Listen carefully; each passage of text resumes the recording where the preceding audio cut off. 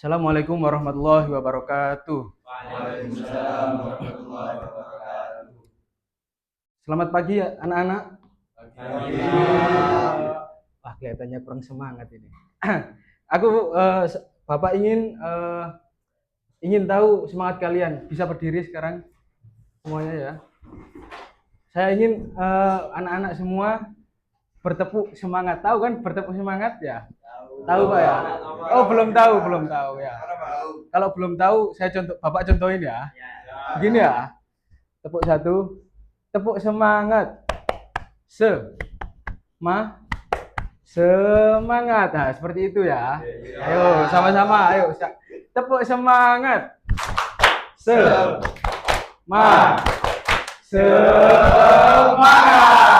Ya, terima kasih duduk kembali. Nah. Bagaimana kabarnya anak-anak hari ini? Nah, saya sebelum membuka pembelajaran pagi hari ini, saya ingin ketua kelas untuk memimpin bacaan doa supaya pembelajaran kali ini bisa berjalan dengan lancar dan baik. Silakan ketua kelas Mas Rofik, mohon ke depan untuk memimpin bacaan doa.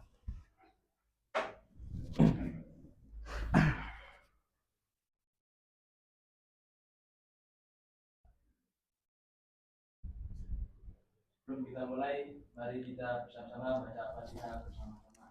Al-Fatihah. Alhamdulillahirabbil alamin arrahmanir rahim. Iyyaka na'budu wa iyyaka nasta'in. Shiratal ladzina an'amta 'alaihim ghairil maghdubi 'alaihim. Amin. Terima kasih ketua kelas. Langsung saja ya. Kita buka pembelajaran hari ini. Kita di sini akan mengajarkan pembelajaran mengenai ilmu Al-Quran. Nah, ada yang tahu seputar pengetahuan tentang Al-Quran? Ada yang tahu? Ayo Pak. Ya, silakan. Al-Quran adalah kalam Allah yang diturunkan kepada Nabi Muhammad. Ya, betul sekali. Terima kasih. Tepuk tangan untuk sang penjawab. Nah, Al-Quran adalah kalam Allah, firman Tuhan yang diturunkan kepada Nabi Muhammad melalui malaikat Jibril. Mungkin kalian tidak asing dengan sejarah turunnya Al-Quran. Nah, langsung saja pada bahasan yang kedua. Definisi Al-Quran, pengertian Al-Quran menurut pendapat para ulama. Yang saya ketik di sini itu tidak semuanya, hanya melainkan salah satu ataupun tiga dari pendapat-pendapat para ulama. Dan yang pertama Imam Jalaluddin As-Suyuti. Nah, Al-Quran adalah firman Allah yang diturunkan kepada Nabi Muhammad SAW untuk melemahkan pihak-pihak yang menantangnya. Nah, itu adalah salah satu pendapat para ulama. Yang kedua ada Syekh Muhammad Abdu. Di situ dia mendapat menurut pendapat Syekh Muhammad Abdu tentang Al-Quran adalah bacaan yang tertulis dalam mushaf, terjaga dalam hafalan umat Islam dan merupakan panduan untuk mengetahui yang halal dan haram serta ilmu lainnya. Nah, itu yang namanya definisi Al-Quran menurut pendapat para ulama. Selanjutnya adalah sejarah turunnya Al-Quran. Sebelum kita mempelajari sejarah turunnya Al-Quran, saya ingin kalian semua melihat video tentang sejarah turunnya Al-Quran. Langsung saja ya, kita lihat bersama-sama.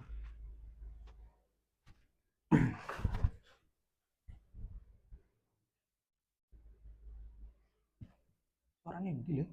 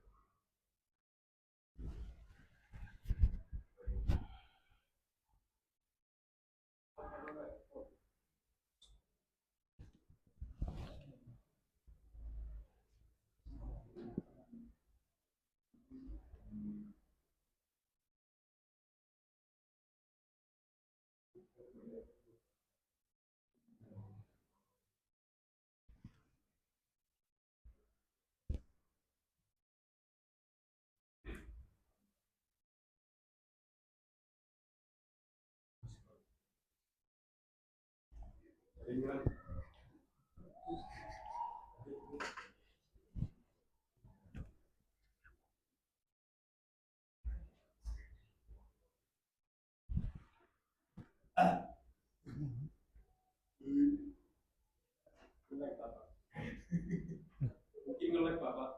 Mungkin iklannya Pak. Ngelek itu Pak.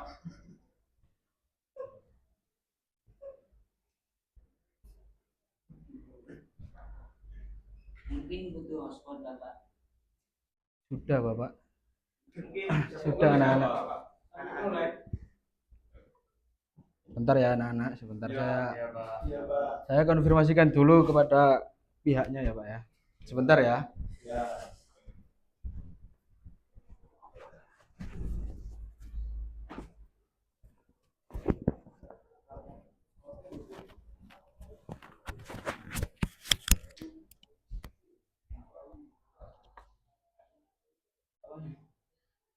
Ada suaranya. Ada speakernya.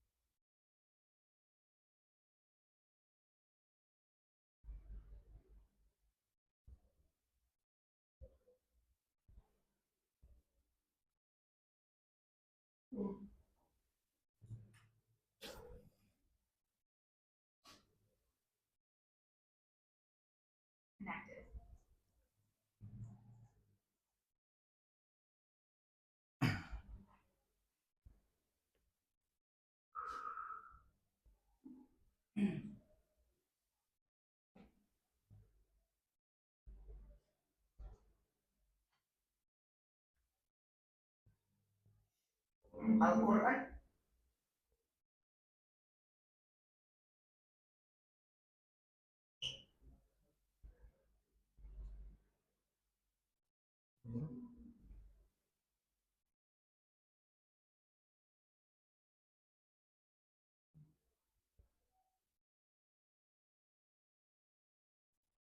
Dengarkan saja ya anak-anak. Mungkin ada kesalahan teknisi. Saya ingin kalian mendengarkan saja ya. mukjizat Islam yang kekal dan selalu diperkuat oleh kemajuan ilmu pengetahuan. Allah berfirman dalam Quran surah An-Nisa ayat 165. رسلا مبشرين ومنذرين لئلا يكون للناس على الله حجة بعد الرسل وكان الله عزيزا حكيما.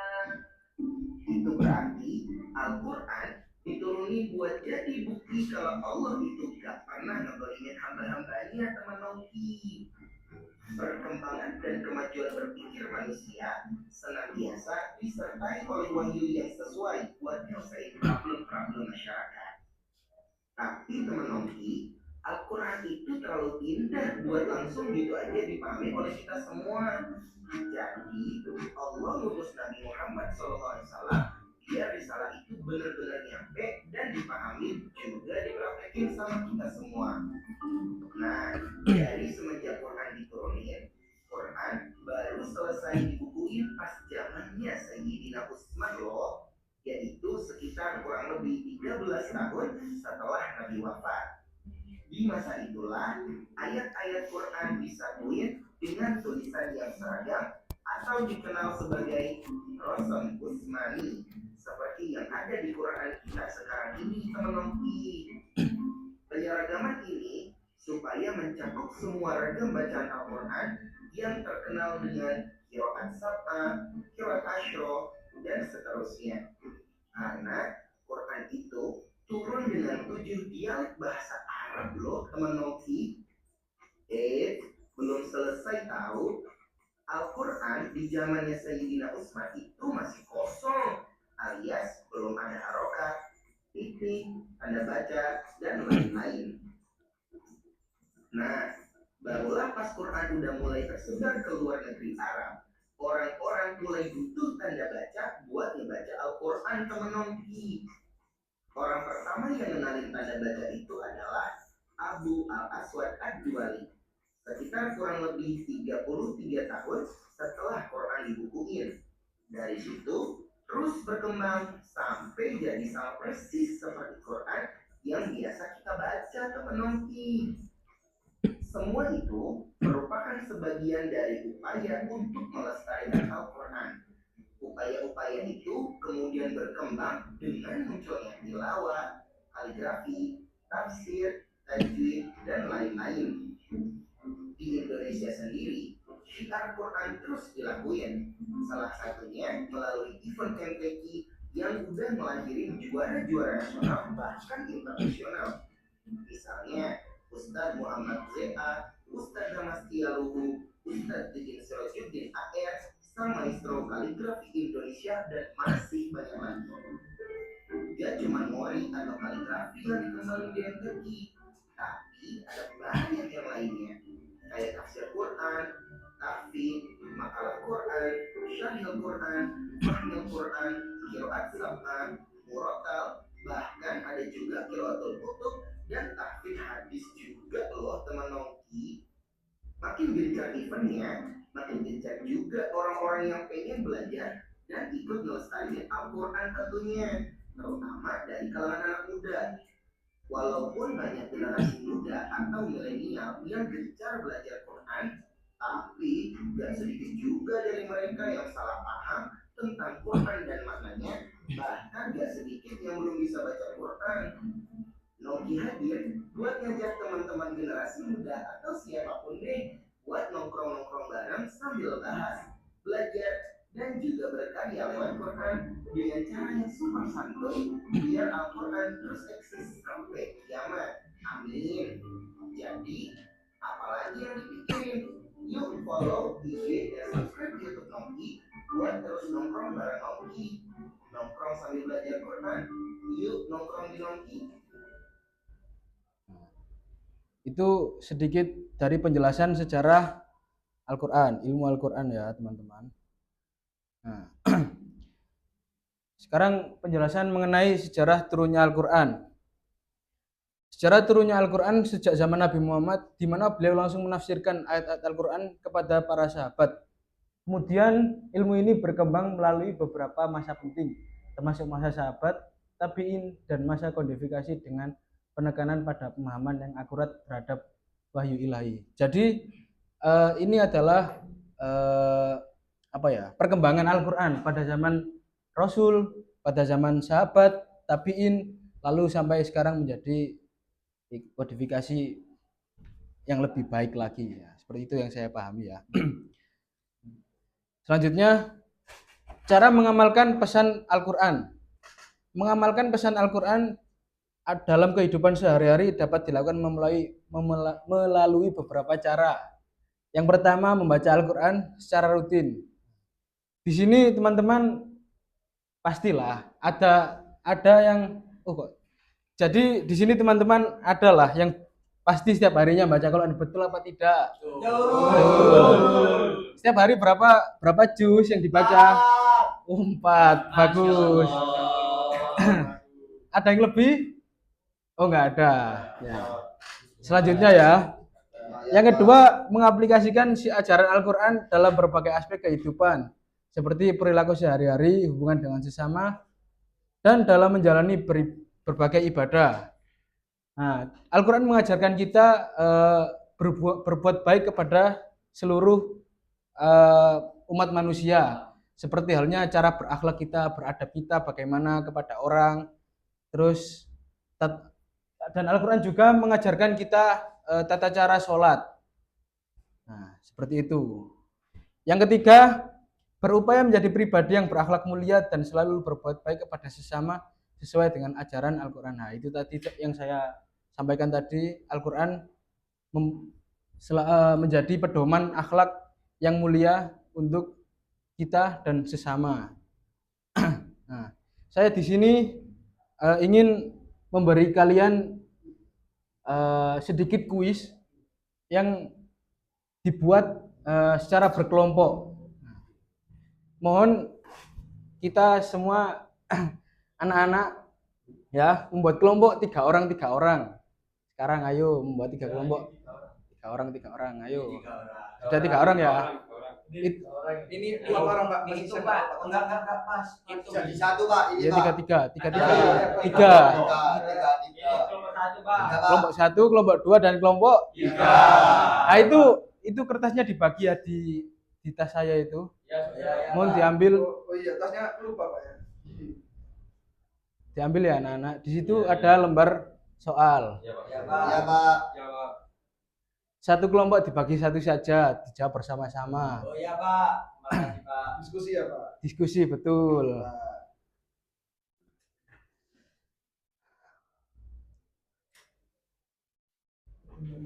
Nah, itu dibagi 2 lembar per kelompok. Di situ, ya, bukan itu LKPD itu Pak, Mas. Nah, dibagi ya. Dibuat diskusi, saya kasih waktu berapa ya? Oh ya, 15 menit saja untuk mengerjakan dan berdiskusi.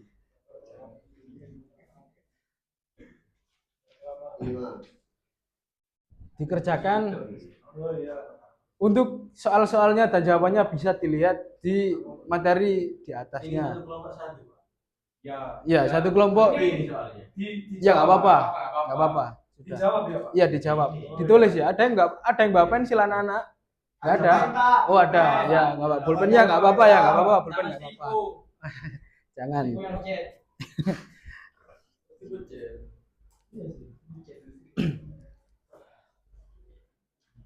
Dikasih nama dan kelompok ya teman-teman, anak-anak semuanya. Ditulis nama kelompoknya, Pak. Ya ditulis di bawahnya saja nggak apa-apa teman-teman.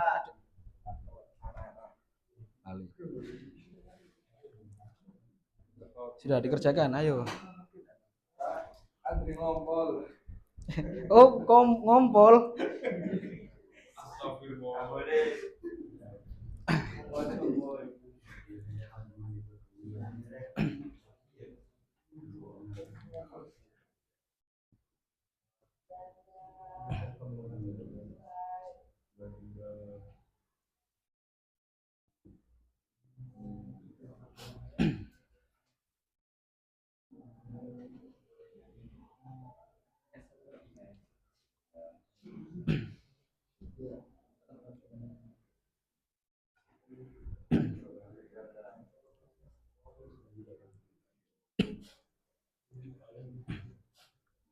Sudah? Sudah Pak. Sudah. Oh pinter ya sekarang anak-anak semuanya ya. Iya Pak. Alhamdulillah.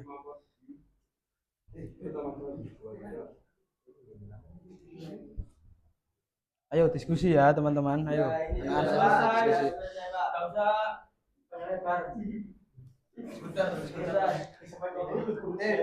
Saya pinjam dong. Tuh, nggak boleh. Nggak boleh pinjam pulpen. Sudah, jangan bertengkar. Pak ini nggak Pak. Pensil Pak. Ah, itu kan kerja kelompok kan. Kerja Kerja kelompok. Mana harusnya? Sudah? Sudah.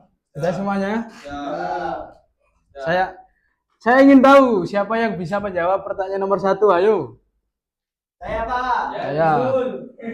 Kelompok 1 Izul. Izul kelompok 1 apa jawabannya? Soalnya dibaca dulu lalu dijawab. Di mana Nabi Muhammad pertama kali menerima wahyu? Di mana? Di Buaira. Betul 100. Kasih tepuk tangan. Lalu pertanyaan nomor 2 siapa yang bisa jawab? Ya, siapa dari mana? Dari kelompok 3. Ya, siapa namanya? Muhammad Hakimuddin. Muhammad Hakimuddin dijawab, ayo. Bacakan soalnya dulu, Pak. Ya. Surat apa yang pertama kali diterima oleh Nabi Muhammad? Ya. Yakni surat Al-Alaq ayat 1 sampai 5. Nah, betul, tepuk tangan semuanya. Lalu soal nomor 3 siapa yang bisa jawab? Ya Pak. Siapa? Dari kelompok 2 Pak. 3, Mas. Oh, 3 ada anak ya. Jangan salah ya. Jadi soal nomor 3 Pak Hasan Abu Bakar mengumpulkan mushaf-mushaf Al-Quran. Ya, apa jawabannya? Karena takut sebagian Al-Quran hilang ketika kematian para sahabat. Nah, betul, tepuk tangan teman-teman. Ayo. Nah, itulah kuis-kuis yang bisa Bapak berikan kepada anak-anak seputar pengertian Al-Quran ya. Untuk penutupan pada pagi hari ini, saya ingin menyimpulkan, Bapak ingin menyimpulkan pembelajaran pada pagi hari ini ya. Definisi Al-Quran menurut para ulama adalah kalam Allah atau firman Tuhan yang diturunkan kepada Nabi Muhammad SAW melalui malaikat Jibril. Yang kedua, mengamalkan pesan ilmu Al-Quran dalam kehidupan sehari-hari dapat dilakukan melalui membaca Al-Quran secara rutin, mengaplikasikan Al-Quran, dan berupaya menjadi pribadi yang baik. Dan yang terakhir adalah sejarah ulumul Quran dimulai sejak zaman Nabi Muhammad, di mana beliau langsung menafsirkan ayat Al-Quran kepada para sahabat. Terima kasih teman-teman. Segini saja materi yang bisa Bapak sampaikan. Apabila ada salah kata, wabillahi taufiq wal hidayah, waridawal inayah. Assalamualaikum warahmatullahi wabarakatuh. Waalaikumsalam warahmatullahi wabarakatuh.